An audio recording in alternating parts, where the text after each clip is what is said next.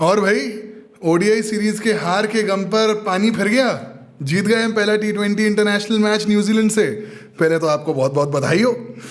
क्या अभिषेक शर्मा को हम धीरे धीरे वो दर्जा देने लगे जो विराट कोहली को हम ओडीआई टीम में देते हैं? और क्या रिंकू सिंह बन सकते हैं T20 वर्ल्ड कप में हमारे डेजिग्नेटेड फिनिशर? क्या मिलेगा उन्हें महेंद्र सिंह धोनी का रोल? इन सारी चीज़ों पर करते हैं बात। आप लोग पहले जल्दी से फॉलो ऑन को सब्सक्राइब करो, क्योंकि यार वर्ल्ड कप आने वाला है और हमें आपका साथ चाहिए। खुशियां मनाएंगे। शुरुआत तो करेंगे अभिषेक शर्मा के साथ ही यार, क्योंकि ये बंदा इस समय क्या बैटिंग कर रहा है यार। मतलब पहले तो शुरू के दिनों में लगता था जब 2024 का T20 वर्ल्ड कप खत्म हुआ था कि ऐसे ही हवा में मारता है, माइंडलेस स्लॉगर है।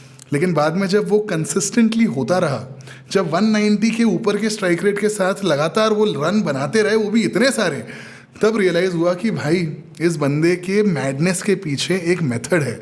इस अटैकिंग अप्रोच, इस अटैकिंग अग्रेसिव साइकोलॉजी के पीछे टेक्निक है, तैयारी है, प्रेपरेशन है। क्योंकि अगर सिर्फ माइंडलेस लॉगिंग होती ना तो इतनी कंसिस्टेंसी घंटा नहीं मिलती। एंड ऑनेस्टली ये बात समझना बहुत इंपॉर्टेंट है कि अभिषेक शर्मा को प्लीज़ माइलस्टोन्स जैसी चीज़ से कभी मत बांधना। ये मत कहना कि आज उनका 100 मिस हो गया। नहीं भाई, वो जो 34 बॉल में 84 रन मार के गया है ना आदमी, उसकी वजह से हम 238 के पहाड़ तक पहुंचे। उसकी वजह से हमारे बॉलर्स के पास कुशन था। उस पारी की वजह से न्यूजीलैंड इतना प्रेशर में आ पाई। उस वजह से हम इस एक्सटेंट तक डोमिनेट कर पाए। और वो प्लेयर नहीं देखता कि सामने बड़ा बॉलर है या छोटा बॉलर है, वो सिर्फ देखता है मैच सिचुएशन। और मैच सिचुएशन में टीम के लिए सबसे ज़्यादा ज़रूरी क्या है, सबसे ज़्यादा डिमांडिंग क्या है, वो उस तरीके का छक्का मारता है, उस तरीके का शॉट खेलता है। That is the most important quality of a selfless cricketer. क्योंकि आप कभी भी देखो, ये खिलाड़ी कभी भी आपको ऐसा नहीं लगेगा कि अपनी जगह बचाने के लिए खेल रहा है। वो हमेशा खेलेगा सामने वाली टीम के प्लान्स को डिसमेंटल करने के लिए, फील्डिंग टीम के कॉन्फिडेंस को तोड़ने के लिए। इनफैक्ट जब 1-2 छक्के मारकर बॉलर प्रेशर में आ जाता है, जब बॉलर एक गलती कर देता है, तो इंटरनेशनल बॉलर्स हैं यार, सामने वाले बॉलर भी ऑफकोर्स अपनी गलती को ठीक करके कमबैक कर सकता है। लेकिन भाई वो अपने इम्पैक्ट से इतना प्रेशर क्रिएट कर देता है कि एक गलती के बाद बॉलर 2 और कर देता है, रिकवरी करने का टाइम ही नहीं देता। And I think that is the beauty of Abhishek Sharma. Abhishek Sharma is leading the charge in the best possible way. और आने वाले T20 वर्ल्ड कप में वो हमारे होने वाले हैं सबसे इंपॉर्टेंट सूत्रधार। तो please watch out for him in this T20 series against New Zealand. उनकी एक पार्टनरशिप हुई थी सूर्य कुमार यादव के साथ। सूर्या पाजी का क्या है, हमको सबको पता है 1-1.5 साल से उनका फॉर्म कितना ख़राब है। कप्तान के तौर पर उनके रन बिल्कुल भी नहीं आ रहे हैं। कप्तानी की वजह से ही उनकी इस 11 में जगह बनी हुई है। लेकिन आज उन्होंने लिया टाइम। वो कैसे ले पाए? टाइम वो इसलिए ले पाए क्योंकि सामने वाले एंड पर अभिषेक शर्मा ने कहा, पाजी तुझसे फिक्र ना करो, आप अपना टाइम लो, आप अपना फॉर्म वापस लाने की पूरी कोशिश करो। मैं हूँ ना, मैं सामने वाले एंड से मारता हूँ छक्के, मैं सामने वाले एंड से मेंटेन करता हूँ स्ट्राइक रेट और रन रेट। पूरे कोई आप टेम्पो की चिंता मत करो। तो सूर्या ने भी जवाब में पता है क्या कहा? सूर्या ने भी कहा कि मैं अडेप्ट करूँगा। क्योंकि 1-1.5 साल से जब कंसिस्टेंटली सेम पैटर्न में आउट हो रहे थे, अपना वो लेग साइड वाला छक्का मारने की कोशिश में या ऑफ साइड से वो सुपला शॉट उठाने की कोशिश में, वो उन्होंने आज नहीं किया यार। आज सूर्य कुमार यादव ने गेम के प्रति उन्होंने समर्पित किया, खुद को सरेंडर किया। ढीठ नहीं थे, वो स्टबर्ननेस साइड में रखी। ऑफ साइड में भी मार रहे थे तो अडेप्ट किया उन्होंने, अपने ऑफ साइड वाले गेम को डेवलप किया। तो जब ये शिफ्ट बैट्समैन की साइकोलॉजी में नज़र आने लगता है ना, तो ऐसा लगता है कि भाई ठीक है, ड्रेसिंग रूम में शायद कॉन्वर्जेशंस काफ़ी पॉजिटिव हो रहे हैं, नेट्स में शायद बैटिंग अच्छी हो रही होगी, and that gives you an opportunity to turn around the form. देखो अभी भी बहुत रन तो नहीं आए हैं, उन्होंने 22 बॉल में 31-32 रनों की पारी खेली है, लेकिन इससे इतना मेक श्योर ज़रूर हो सकता है कि सूर्य कुमार यादव इस कॉन्फिडेंस को लेकर अगले मैच में एक बड़ी पारी में कन्वर्ट कर दें। और अगर तब भी ना हो ना, तो स्टेडियम के बाहर से मुंबई इंडियंस की एक जर्सी खरीदना, उनको देना और बोलना आईपीएल का मैच है, देखना फॉर्म फट से वापस आ जाएगा। साथ में अपने हार्दिक पाजी, उनका तो भाई अब क्या कहना। ये ऑलराउंड बॉलर क्या, ऑलराउंडर, ये जब भी वापस आता है, चाहे ब्रेक के बाद आए, चाहे इंजरी के बाद आए, या T20 सीरीज़ के बीच में गैप हो जाए उसके बाद आए, ये इंसान का फॉर्म नहीं जाता।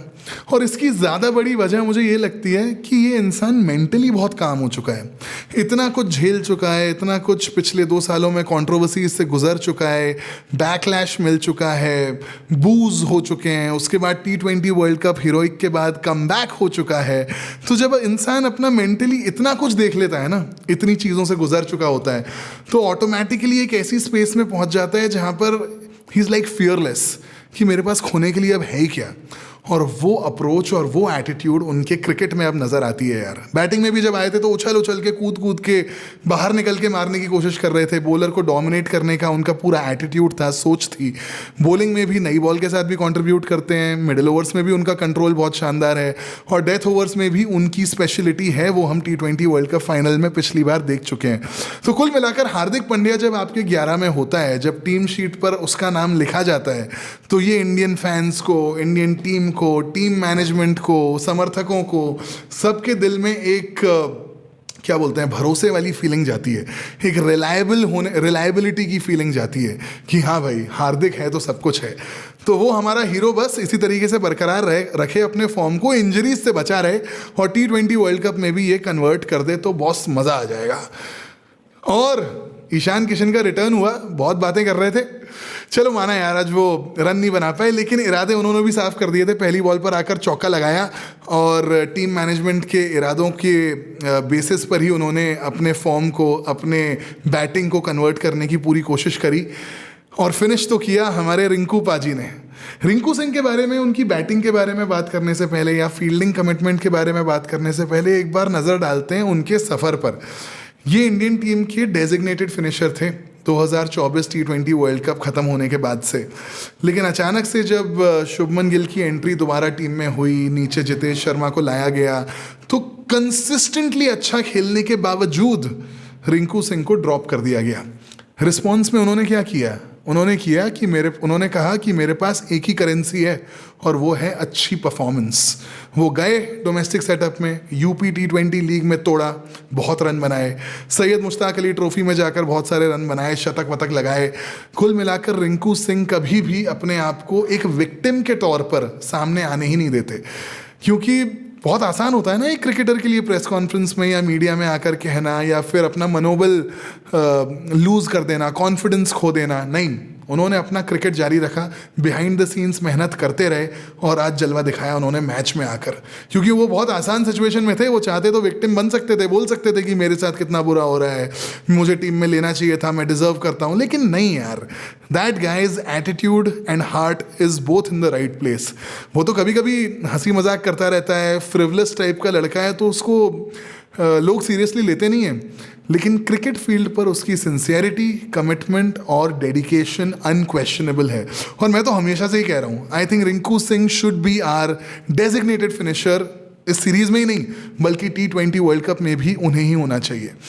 साथ ही अब इंडिया की अगर बॉलिंग की बात करें तो भाई खैर 238 का बड़ा पहाड़ जैसा स्कोर हमने बोर्ड पर लगा दिया था, तो बॉलर्स के पास फॉर्चुनेटली उतना प्रेशर नहीं था, लेकिन फिर भी अर्शदीप सिंह का पहले ओवर में विकेट लेने का वो जो कल्चर है, वो जो शगुन है, वो जारी रहा। हार्दिक पांड्या ने भी अपना कंट्रीब्यूशन पावर प्ले में करके दिखाया, मिडिल ओवर्स में कंट्रोल्ड थे, end of course death overs में डाल सकते हैं, वो किसको नहीं पता, वो मैं ऑलरेडी बोल चुका हूँ। साथ ही अपने कौन है यार, क्या नाम है उनका, वो बहुत तेज़ डालते हैं, बहुत एक्यूरेट हैं, नाम भूल गया, जे से चालू होता है, जसप्रीत बुमराह, उन्होंने भी अपना एक्सपीरियंस और विजडम काफ़ी अच्छे से दिखाया। बॉलर्स को काफ़ी वो भी बॉलिंग यूनिट को गैल्वेनाइज करके रखते हैं, वो वजह बनते हैं बॉलिंग यूनिट की अच्छी परफॉर्मेंस के लिए। तो उनका रोल सिर्फ इतना नहीं है कि उनको अच्छी यॉर्कर्स डालनी है या विकेट लेने हैं या रनों को रोकना है, वो अब एक सीनियर बॉलर बन चुके हैं टीम में, तो सबको साथ लेकर चलना, एक वुल्व्स के पैक को एबिलिटी के साथ लीड करना, चार्ज लेना, जिम्मेदारी लेना, वो काम जसप्रीत बुमराह आपको बखूबी करते हुए नजर आएंगे इस पूरी T20 इंटरनेशनल सीरीज में भी, end of course T20 world cup में भी। और उनके एक साथी हैं जो उसी लेवल की ब्रिलियंस पर, उसी लेवल के जीनियस पर, उसी लेवल की थिंकिंग पर ऑपरेट करते हैं। वरुण चक्रवर्ती वर्ल्ड के नंबर 1 बॉलर हैं, जो कि इस समय जिनको कोई क्रैक नहीं कर पा रहा है, जिनको कोई पिक नहीं कर पा रहा है। और जब मैं उनको जीनियस या थिंकिंग बॉलर बोलता हूँ, वो सिर्फ ऐसे वेग वर्ड्स नहीं है ऐसे कि मैं हवा में शब्द फेंक रहा हूँ, मैं आपको प्रूव करता हूँ। आप देखो, जब भी इस बॉलर को छक्का पड़ता है या चौका पड़ता है तो नॉर्मली T20 क्रिकेट में बॉलर का प्रेशर में आना बहुत आसान हो जाता है, बट नहीं, ये प्रेशर में नहीं आते भाई। इनके पास अपने बैग ऑफ ट्रिक्स में इतने सारे पैंतरे हैं, इनके पिटारे में इतने सारे तरीके हैं बैटर को ट्रिक करने के। ही इज़ कॉन्स्टेंटली थिंकिंग कि मैं अभी अगली ही बॉल पर बैटर को आउट क्लास कैसे करूँ।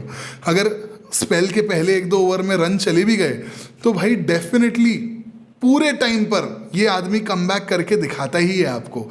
और सबसे इंपॉर्टेंट बात, ऐसा नहीं कि ऐरे गहरे ओवर डालता हो कि भाई मिडिल ओवर्स में जब शांति से बैट्समैन स्ट्राइक रोटेट कर रहा हो या रिस्क ना ले रहा हो तब इकोनॉमिकली अपने ओवर्स डाल के निकल जाए। नहीं भाई, पावर प्ले में भी डालूंगा, डेथ में भी करके दिखाऊंगा, टीम को भी जिताऊंगा। ये आदमी भी भले ही शक्ल से ना लगता हो बट वॉरियर मेंटालिटी का आदमी है।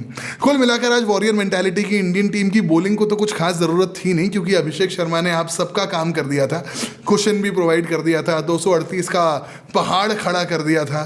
तो सारे बॉलर्स को ऐसा साथ में आना चाहिए, अभिषेक शर्मा की ओर ऐसे आंख में आंख डालकर देखना चाहिए और ऐसे झुकना चाहिए और सलाम करना चाहिए कि sir thank you very much, आपकी वजह से हमें प्रेशर फील नहीं हुआ, आपकी वजह से इंडिया इतने बड़े स्कोर तक पहुंच पाई और आपकी वजह से हम इस मैच को जीत पाए। हम आपको कॉम्प्लीमेंट करने के लिए इसी तरीके से अच्छी बॉलिंग डालते रहेंगे और आप हमको कॉम्प्लीमेंट करने के लिए इसी तरीके से अच्छे तरीके से सब्सक्राइब के बटन को दबा दो, लाइक शेयर कमेंट कर दो, क्योंकि अभी तो बहुत एक्साइटिंग चीज़ें होने वाली हैं आगे फ्यूचर में। ठीक है, अभी के लिए इतना ही। Thank you very much, signing of.